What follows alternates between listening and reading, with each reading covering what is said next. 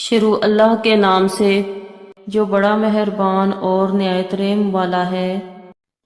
طوفان نوح گزر جانے کے بعد جب حضرت نوح علیہ السلام کی کشتی جودی پہاڑ پر پہنچ کر ٹھہر گئی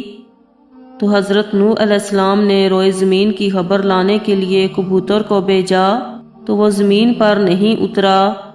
بلکہ سبا سے زیتون کی ایک پتی چونچ میں لے کر آ گیا تو آپ علیہ السلام نے فرمایا کہ تم زمین پر نہیں اترے،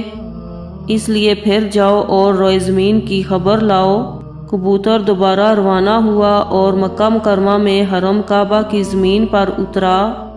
اور دیکھ لیا کہ پانی زمین حرم سے ختم ہو چکا ہے، وہاں سرخ رنگ کی مٹی ظاہر ہو گئی ہے۔ کبوتر کے دونوں پاؤں سرخ مٹی سے رنگین ہو گئے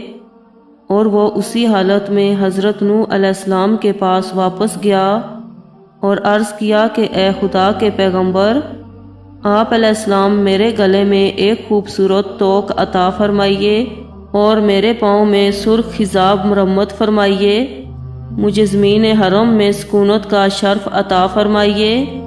چنانچہ حضرت نوح علیہ السلام نے کبوتر کے سر پر شفقت سے ہاتھ پھیرا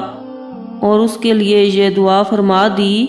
کہ اس کے گلے میں دہاری کا ایک خوبصورت ہار پڑا رہے، اس کے پاؤں سرخ ہو جائیں،